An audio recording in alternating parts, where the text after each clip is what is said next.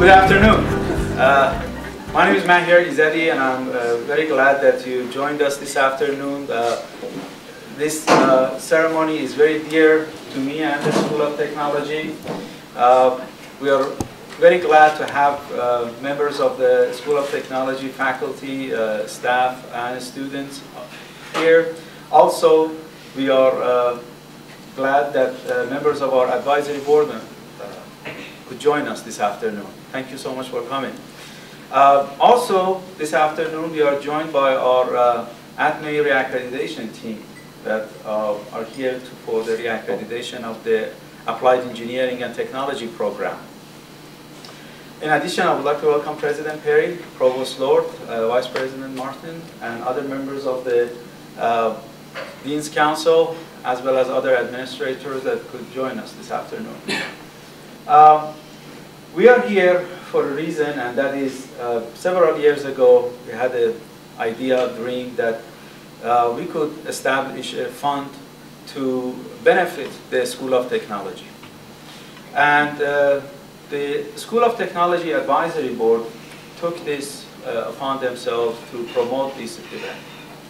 And because of that effort, this afternoon we are joined by Ross McCullough and his family, and Mrs. McCullough, thank you for being here.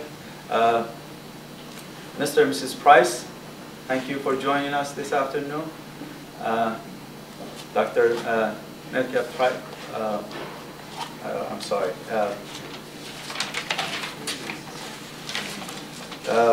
Dr. Metcalf Trikel, I was trying to make the correct name. Also, our friends from the Qualcomm Corporation, which made a significant donation also for this process.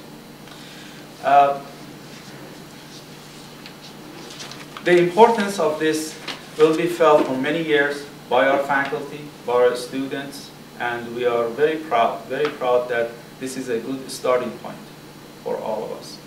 And hopefully we will continue this fundraising effort, the Technology Future Fund, and for years to come, the students will benefit this. At this time, I would like to ask Dr. Perry, President Perry, to give us a few words of wisdom. Thank you, Mar. Well, it's my pleasure to be here too. I managed to meet most of you working around the room, and I want to thank everyone for being here today. It's important to focus on the future. And EIU has always been a forward-looking institution, and that's what we continue to do today. And the funding we've talked about today, the impact that it will have for students for generations to come is really key to the future of the university. It's that margin of excellence that makes the difference for our students. So I want to thank everyone on the School of Technology Advisory Board who's been integral to the development of this fund, for your long-time support.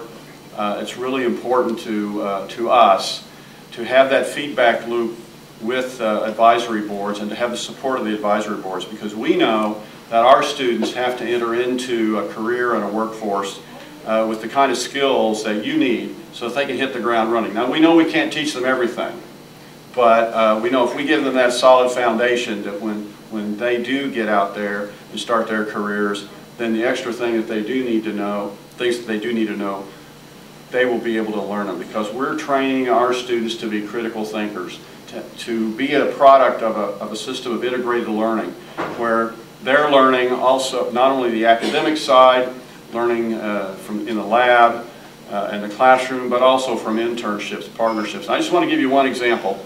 In Old Main, we're doing some renovations. A donor gave us some money to do so.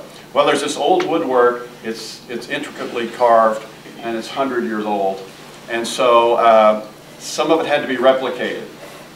So we called upon students in the school here, and they freehanded it, right? Yes. That's the way to put it.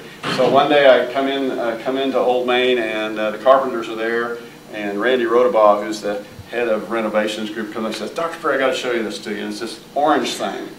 No, it's some kind of plastic, right? Yes, ABS plastic. All right. And so, and so he's holding this orange thing in one hand and the wood in the other. And they're exact match, to my eye, an exact match.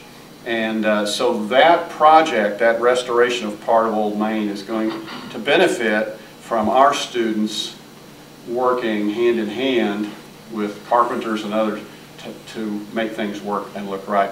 But what we learned from it was that you don't have, what I learned from it is you don't have to do it freehand, but you can get a 3D scanner that then, you know, drops the data right into the other computer thingy.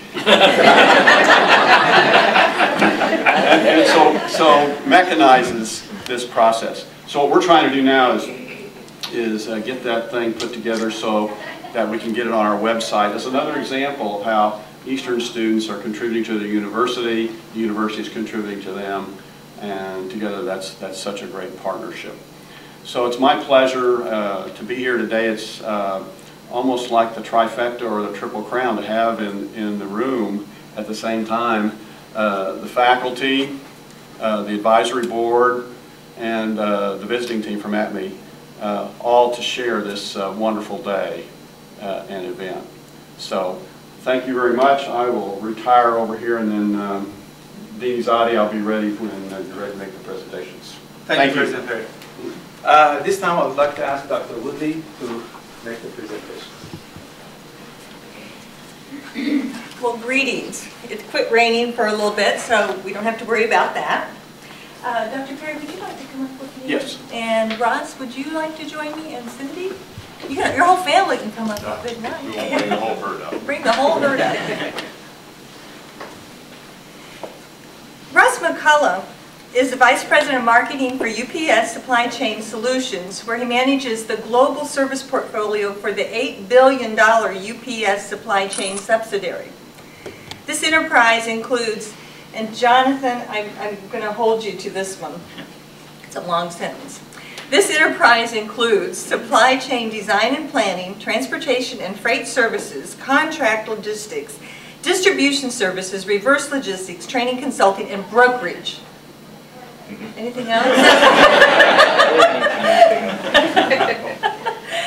Ross's career started here in UPS in 1984, and he started as a loader in Mattoon, Illinois.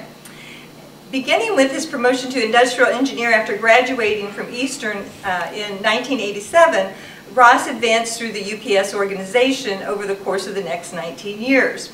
What Ross doesn't know is that I remember him as a student here at Eastern, and I was a brand new faculty person at that time. So it's kind of old home week here. Some of his sites that he actually worked included Brussels, Belgium. Also, in the midst of his responsibilities, as those increased, he completed somehow his Master's of Business Administration from Emory University. In 2004, the National Association of Industrial Technology awarded Ross with the Outstanding Industrial Technologist Award. Joining Ross today is his family, his wife Cindy, his mother Laura Kay, and children Mac and Gracie. So welcome. They have all been very supportive of the School of Technology by sharing Ross with us. Ross lives in Atlanta now. He comes twice a year for our advisory board meetings. And so that kind of dedication to this school is really, really appreciated. Ross and Cindy have named 2 of our rooms today. One of them is a primary classroom, as well as he is honoring a former faculty member, Tom Wascom, by naming Tom Wascom's room in honor of Tom and his late wife, Luann Wascom, who were wonderful faculty. He was a wonderful faculty person, and she was so supportive of all the students in technology. So please join me today in thanking Ross and Cindy for their donation. And President Perry, would you like to have your picture taken with them? Absolutely. I think we should, after we take these pictures, let's get the whole family up here. So I think the family should be up here. You know.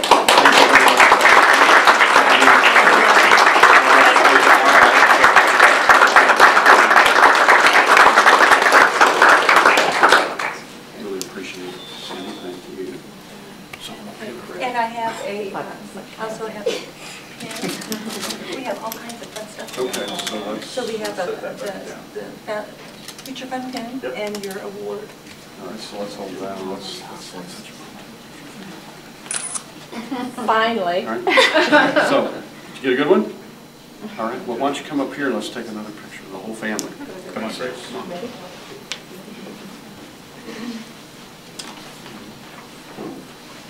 That's right. There we go. Yeah, there you go. Looking good. Yeah. She does that to me too. Okay, big smile. Can you push your hair out of your eyes so I can see your Thank There. you. Hold that.